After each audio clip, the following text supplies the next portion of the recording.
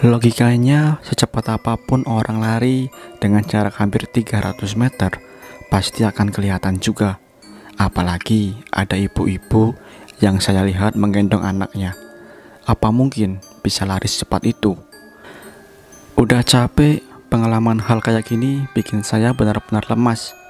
Saya berjalan pelan ke arah dalam, tak peduli mau ada apa nanti. Mau ada pocong, suara tangis, minta tolong atau anak kecil masa bodoh. Saya tidak peduli saat itu.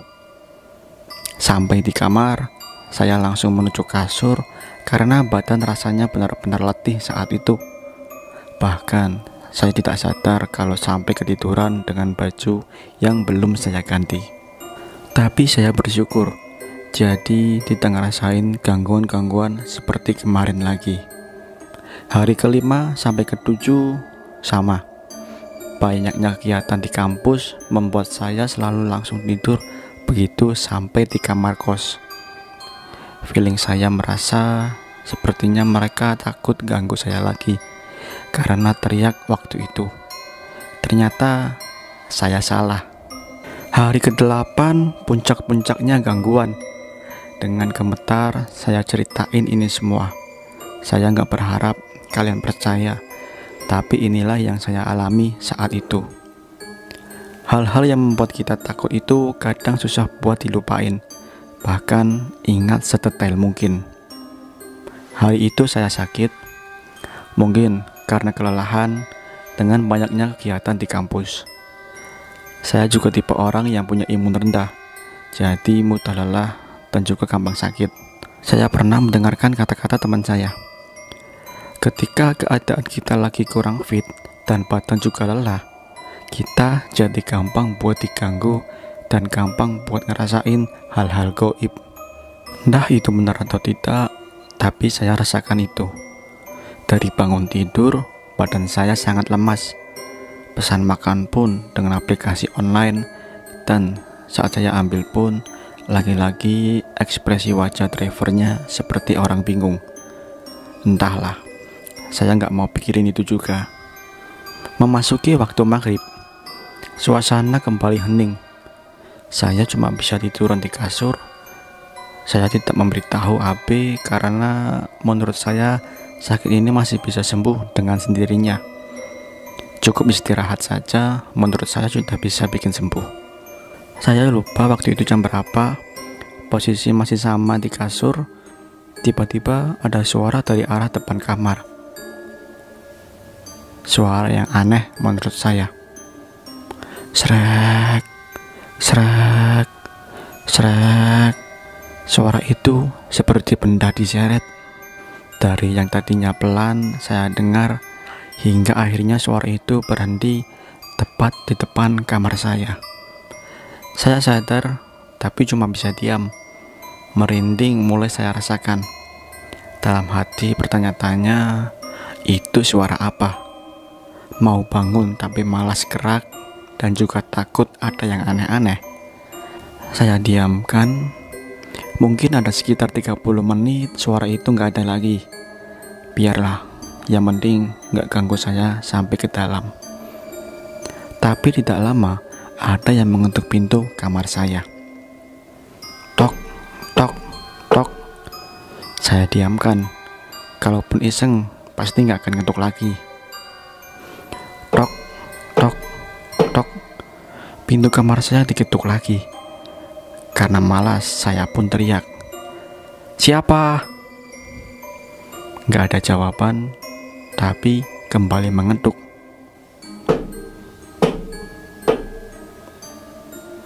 "Siapa sih? Tinggal ngomong aja susah amat," ucap saya yang kesal. Tok, tok. Kesal, saya langsung bangun dan menuju pintu kamar. Saat pintu dibuka, saya lihat kanan dan kiri tidak ada siapa-siapa. Saya tutup lagi pintu tersebut. Saat itu saya masih masa bodoh karena sedang sakit juga. Baru mau rebahin badan di kasur, ada yang mengetuk lagi. Tapi cuma sekali ketukan. Saya langsung berlari dan buka pintu dengan cepat agar tahu siapa yang iseng. Tapi ternyata saya tidak melihat siapapun. "Bisa diem gak? Gua lagi sakit!" teriak saya karena kesal. Saya tutup pintu dengan keras. Jujur saat itu saya emosi karena sedang sakit, masih saja ada yang mengganggu. Hening 10 menit, ada yang mengetuk tembok kamar saya. Asalnya dari kamar sebelah yang kosong. Duk duk. Kesal juga, saya balas dengan pukulan dan teriakan, "Diem setan!" Sukses, gak ada lagi yang ngetuk dinding kamar. Rasanya malam ini akan berat buat saya, dan gak akan saya lupain juga. Setengah jam hening, saya tidak bisa tidur. Obat yang saya minum padahal punya efek samping bisa bikin kantuk. Tapi entah kenapa malam itu mata saya terasa seger saja. Suara hening itu disambut dengan suara tawa khas Mbak Kunti. Saya tahu karena saya pernah mendengar dulu waktu di rumah.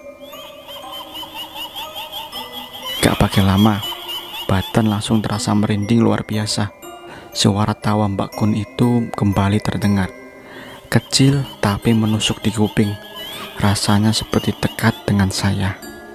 Walaupun merinding, rasa kesal saya belum usai. Saya pun kembali teriak, "Bisa diam gak lu?" Gak peduli mereka mau marah atau apa. Saya kesal karena ingin istirahat tapi diganggu oleh mereka. Tapi ternyata saya salah sudah teriak. Selang 1 menit kemudian ada yang lewat persis di atas saya. Terserah kalian mau percaya atau tidak, tapi jujur, dengan mata kepala saya sendiri, kuntilanak itu terbang lewati kamar saya menembus tembok. Mata saya benar-benar fokus melihat itu. Bentuknya seperti kain transparan yang lagi ketiup angin. Badan sudah lemas karena sakit, melihat itu menjadi tambah lemas. Rasanya saya mau pingsan saja, mau lewatin malam itu. Badan benar-benar tidak bisa bergerak, seakan terhipnotis dengan Mbak Kunti tadi. Yang nambah saya takut dan merinding adalah saat Mbak Kunti itu terbang di atas saya. Suara tawanya pun ikut terdengar, seakan dia terbang sambil tertawa. Saya tutup badan dan muka dengan selimut, baca-baca doa sekuat dan sebisa mungkin, berharap gak diganggu lagi. 10 menit hening. Perkiraan saya sudah tidak akan diganggu lagi. Niatnya saya mau keluar malam itu, kabur entah kemana, daripada diam di sini bisa makin parah gangguannya. Saat saya buka selimut, tercium bau gosong yang sangat menyengat. Lalu saat mata saya mengarah ke pojok samping pintu, di situ saya kaget bukan main. Apa yang saya lihat masih saya ingat sampai sekarang. Adalah sesosok badan hitam layaknya badan manusia yang terbakar sedang melihat ke arah saya. Sosok itu sedang duduk, tangannya menjulur ke arah saya, lalu meminta tolong. Melihat hal itu langsung membuat saya lemas tidak karuan. Sosok itu seakan mengunci pandangan saya. Hampir 1 menit lamanya saya lihat sosok tersebut. Sedikit transparan, namun jelas bentuknya yang hitam, kosong, dan beberapa bagiannya hancur. "Tolong saya!" Ya, itu yang diucapkan oleh sosok tersebut. Pandangan saya masih tertuju ke sana, dan tak terasa air mata keluar dari mata saya. Tak lama sosok itu hilang. Barulah saya bisa bergerak dan langsung bangun menuju pintu kamar. Tapi pintu terkunci. Dengan keadaan panik, lemas dan menangis, pintu kamar saya tidak bisa dibuka. Padahal kuncinya ada dan saya buka, namun tetap tidak bisa. Seakan ada yang mengunci dari luar. "Ya Tuhan, tolong saya!" ucap saya dengan keadaan menangis. Saya terus coba mainkan gagang pintu. Kunci saya coba pun tetap saja nihil. Saya pasrah, sambil menangis saya duduk di tembok sebelah pintu. Tak lama, bau gosong kembali saya rasakan. Wajah saya berada di antara dengkul, jadi pandangan kanan dan kiri tidak terlihat. Saat bau gosong itu muncul, saya tidak mau mengangkat kepala ini karena takut melihat sosok itu lagi. Tapi entah kenapa, seolah ada yang mengangkat kepala saya dan mengarahkan ke kiri. Inilah yang tidak bisa saya lupakan sampai sekarang.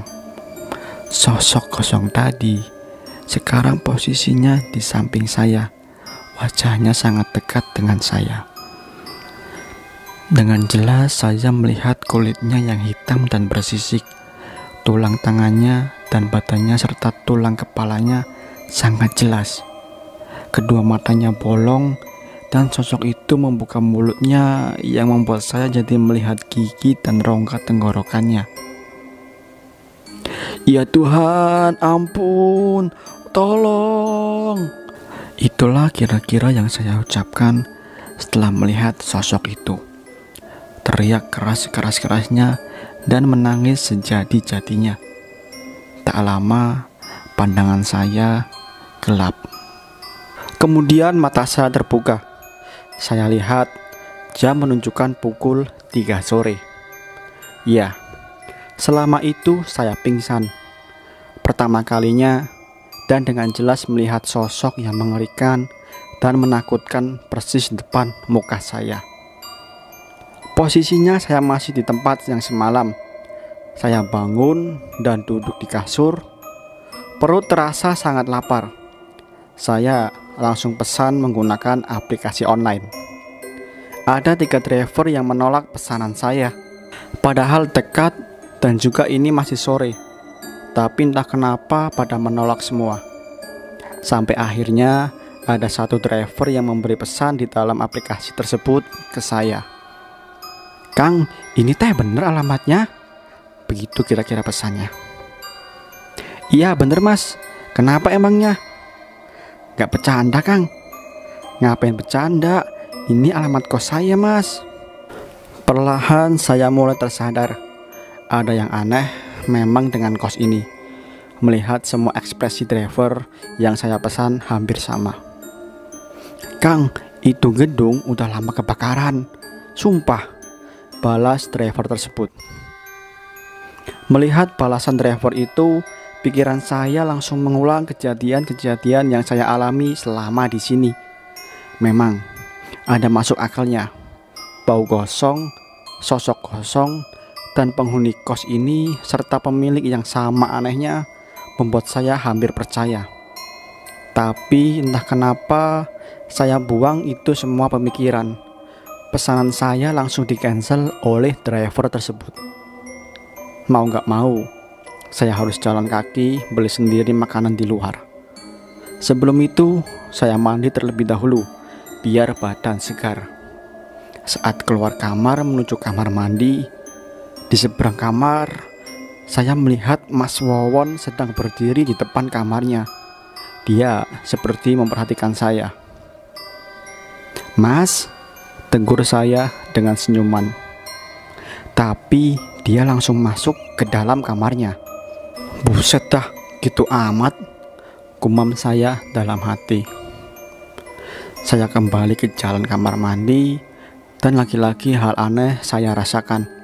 Saat di depan kamar mandi, saya berpapasan dengan Mas Wawon yang sebelumnya saya lihat masuk ke dalam kamarnya. Kaget bukan main. Saya benar-benar terdiam di situ. Loh mas, bukannya tadi masuk kamar? Kok bisa ada di sini? Tanya saya yang kebingungan. Pertanyaan saya tidak dijawab. Dia langsung berjalan meninggalkan saya.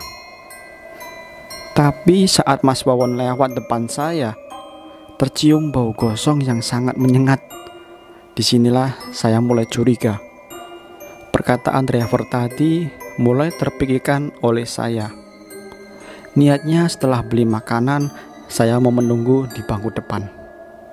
Saya mau ajak ngobrol Mas Deden dan Mas Tatang karena mereka berdua tidak ada di sini sekarang. Jam 5 sore saya sudah duduk seperti sebelumnya menunggu mereka datang yang pulang dari tempat kerja.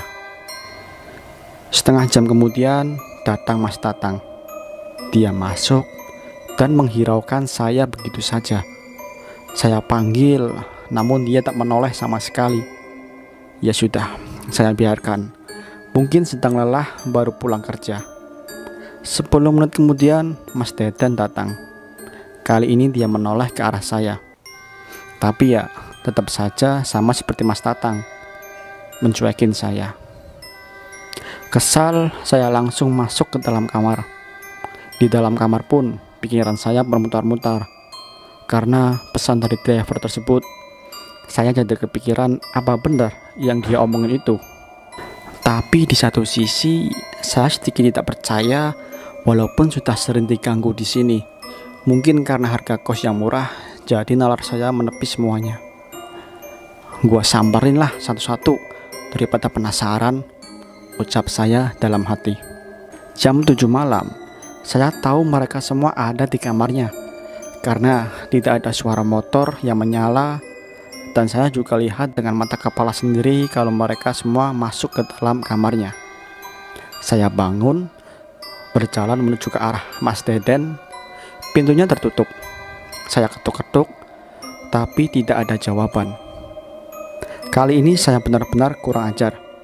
Seenaknya buka kamar orang lain. Tapi karena saya penasaran, saya harus lakukan itu. Saya buka kamarnya, gelap. Tidak kelihatan apa-apa di dalamnya. Bermodalkan lampu dari HP, saya terangi dalam kamarnya dan saya terdiam saat itu juga. Saya tidak melihat satupun benda yang ada di dalam kamarnya Mas Deden. Bahkan kasur pun tidak ada sama sekali. Kamarnya benar-benar kosong total, layaknya ruang baru. Di samping itu juga Mas Deden tidak ada. Hati ini mulai gelisah. Perkataan driver itu sedikit demi sedikit mulai terbukti dengan sendirinya. Saya tinggalin kamar Mas Deden dengan kondisi pintu terbuka lebar dan menuju ke kamar Mas Wawon. Saya ketuk, sama halnya dengan Mas Deden. Tidak ada jawaban. Saya langsung buka, lagi-lagi kondisi yang sama dengan kamar Mas Deden. Tidak ada barang, kasur, bahkan orangnya pun tidak ada. Pikiran mulai kacau, merinding saya rasakan saat itu. Masih berusaha buat yakinin diri kalau ini benar-benar kosan nyata. Kali ini saya mengetuk pintu kamar Mas Tatang. Saya sudah tidak peduli lagi saat itu. Dan saat pintu terbuka, semua kondisi kamar sama, kosong. Gak ada satupun barang dan manusianya pun tidak ada sama sekali. Di situ saya lemas, badan saya benar-benar lemas saat itu. Saya berjalan ke arah depan menuju tempat duduk dekat gerbang. Pikiran saya kacau saat itu. Badan merinding luar biasa. Saya nggak tahu harus apa. Benar-benar buntu. Tak lama, terdengar suara pintu terbuka. Saya menoleh mencari sumber suara pintu tersebut. Suara itu berasal dari kamar Mas Deden. Saya cuma bisa diem, nggak bisa ngomong sama sekali. Pandangan saya terfokus ke arah sana. Pikiran saya carut-marut. Masih ingat kalau pintu kamarnya itu saya buka saat saya tinggalkan. Saya tidak bisa kaburkan pandangan. Saya seakan menunggu sosok yang keluar dari kamar tersebut. Waktu terasa seperti berjalan lambat. Jantung saya benar-benar berdetak dengan kencang. Bulu merinding luar biasa. Dan benar, yang saya lihat Mas Deden, tapi dengan kondisi yang berbeda. Saya kenal wajahnya seperti apa, tapi kali ini semuanya berubah dengan drastis. Tidak seperti yang saya lihat sebelumnya. Dia keluar dengan keadaan mengesot. Seluruh badannya hitam gosong, kondisi tangan kirinya tidak ada sama sekali. Perlahan dia mengesot ke arah saya. Bodohnya saya terpaku di situ. Pandangan saya pun seperti terkunci ke arah dia. Makin lama sosok tersebut makin dekat. Keringat terasa di dahi saya. Ingin rasanya saya menangis, namun sulit. Belum usai dengan sosok Mas Deden yang sedang mengesot ke arah saya, ada hal yang lebih mengagetkan lagi. Saya baru tersadar kalau ternyata di samping ada sosok yang juga sedang duduk dekat dengan saya. Perlahan saya menoleh. Itu adalah Mas Tatang. Tapi wajahnya hancur tidak karuan. Kulitnya sama gosongnya dengan Mas Deden dan sedang menatap saya. Dari mulutnya terdengar suara, "Tolong!" "Ah!" Saya teriak sekeras-kerasnya. Kali ini saya bisa bergerak. Saya merasa ada yang menepuk pundak hingga bisa buat saya lari meninggalkan kos tersebut. Saya lari sekuat tenaga dengan keadaan sambil menangis. Saya tidak ingin melihat ke belakang. Pokoknya lari sejauh mungkin dari kos itu. Sampai akhirnya saya berhenti di dekat pos satpam kompleks. Saya duduk, menangis, dan tertunduk. Pikiran kacau. Banyak pertanyaan yang berputar-putar di dalam otak. Hingga sebuah tepukan pundak membuat saya kaget dan menoleh. "Kenapa, Kang?" tanya laki-laki itu. Seorang satpam komplek yang berjaga di pos tersebut menghampiri saya. Dia penasaran melihat saya berlari dan duduk di situ dengan keadaan menangis. Saya belum bisa jawab saat itu. Pikiran saya masih kacau, jiwa saya benar-benar tergoncang. Badan gemetar luar biasa dan sudah dibasahi oleh keringat. "Di pos aja yuk, Kang," ajak Pak Satpam tersebut.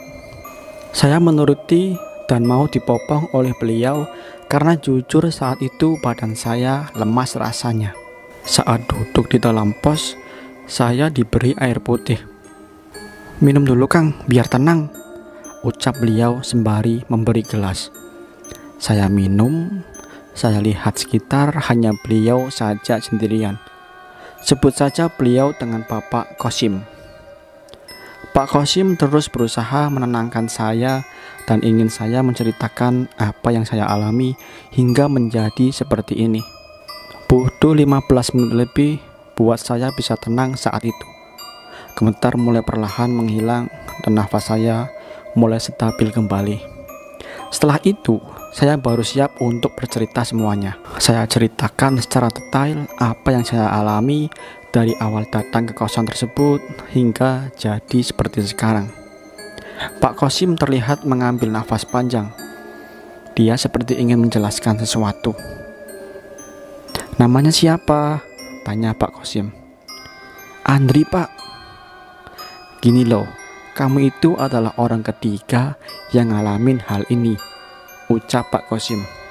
"Ketiga? Maksudnya apa, Pak?" tanya saya yang penasaran. "Gedung itu 3 bulan lalu terbakar karena korsleting listrik. Ada sekitar 12 orang penghuni yang terbakar hidup-hidup. Mereka semua terbakar saat sedang tidur," jelas Pak Kosim. Saya yang mendengar penjelasan beliau pun kaget bukan main. "Bapak serius? Tapi saya lihat gedung itu baik-baik saja, Pak," ucap saya yang tidak percaya. "Iya, emang saya bodoh. Sudah jelas diganggu seperti tadi, tapi masih saja tidak percaya dengan penjelasan orang sekitar. 2 orang sebelum kamu juga ngerasain hal yang sama. Bahkan salah satu dari mereka katanya raganya dibawa ke alam lain." Saya mendengar hal itu pun hanya bisa diam tanpa kata. "Pernah naik Gojek?" tanya Pak Kosim.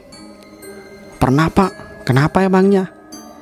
tanya saya yang heran apa hubungannya kosan itu dengan driver online. "Ada yang mau antar sampai depan gedung itu enggak?" "Ada, Pak. Tapi ya gitu." Ekspresi muka mereka heran semua. Yaitu karena mereka sering dapat orderan dari makhluk di gedung itu. Ada yang diantar dan gak keluar lagi. Ada yang pesan makanan tapi pas sampai lokasi bentuk gedungnya hancur. macam-macam lah pokoknya. Jelas panjang lebar Pak Kosim. Tak lama ada 2 orang bapak-bapak datang dan bertanya ada apa dan siapa saya. Pak Kosim menjelaskan apa yang saya alami, dan bapak-bapak itu pun langsung kaget bukan main. Yang saya bingung adalah makin lama makin banyak warga sekitar berkumpul di pos ini. Seakan saya seperti maling yang siap untuk dihajar ramai-ramai. Nah, gimana caranya, tapi apa yang saya ceritakan tersebar cepat malam itu juga. Hingga akhirnya salah satu warga, sebut saja Pak Dani, menawarkan saya untuk tidur malam ini di rumahnya. Ada usul dari warga untuk datang ke gedung itu untuk dihancurkan sisa puing rumahnya dan membawa orang pintar. Warga sudah resah dengan keberadaan gedung bekas terbakar tersebut. Ternyata banyak warga sekitar yang juga sering dijailin sama makhluk-makhluk di gedung tersebut. Parahnya, ada anak kecil yang hilang dan ditemukan dalam gedung itu. Pak Dani langsung mengajak saya ke rumahnya. Saya pun menurutinya karena memang tidak tahu harus kemana lagi. Ingin kabari AB, tapi tidak enak karena sudah malam dan juga jauh rumahnya. Sampai di rumah Pak Dani, saya ditawarin makan. Kebetulan energi saya habis setelah terkuras karena takut dan lari-larian dari kos itu. Sehabis makan, saya lanjut tidur. Besok niatnya saya dan warga ke sana sekalian ambil barang saya. Jam 11 siang, banyak warga yang sudah berkumpul. Ramai-ramai kita ke sana dengan berjalan kaki. Sampai di gedung tersebut, saya kaget bukan main. Apa yang saya lihat sekarang berbeda jauh dengan apa yang saya lihat saat pertama kali datang ke sini. Tembok yang hitam dan hancur, beberapa bagian sudah ditumbuhi oleh pohon semak. Saya diam, lemas.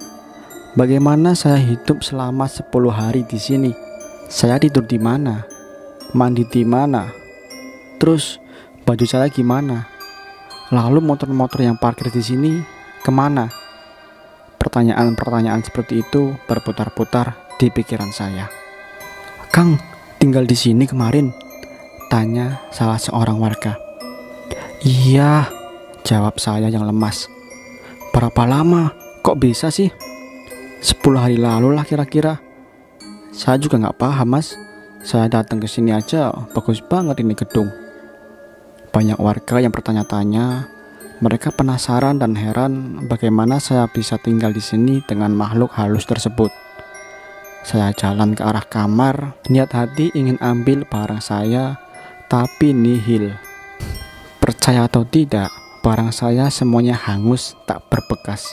Tidak ada yang bisa diselamatkan juga. Entahlah, masa bodoh. Sudah cukup dengan kejadian semalam. Tak lama AB datang dengan wajah yang keheranan dan sepertinya banyak pertanyaan yang mau dia tanya ke saya. Belum mengucapkannya, saya langsung naik motornya dan meminta dia bawa saya pergi jauh-jauh dari sini. Selama di perjalanan, saya ceritakan detail apa yang saya alami, mulai dari lihat nomornya di tiang hingga tadi malam. Memang susah buat percaya, tapi ya inilah apa yang saya alami. Bahkan saya sendiri pun tidak percaya bisa mengalami hal seperti ini. Saya udah lupain semuanya semenjak kejadian itu. Saya sekarang tinggal menumpang di rumah AB karena ternyata dia bercerita semuanya ke orang tuanya, hingga orang tuanya memaksa saya untuk menetap sementara di rumah mereka. Ya, apa boleh buat, saya pun juga masih trauma dengan kejadian itu. Mau gak mau, saya terima. Bahkan baju pun saya meminjam ke AB. Untungnya badan saya dan dia tidak jauh berbeda.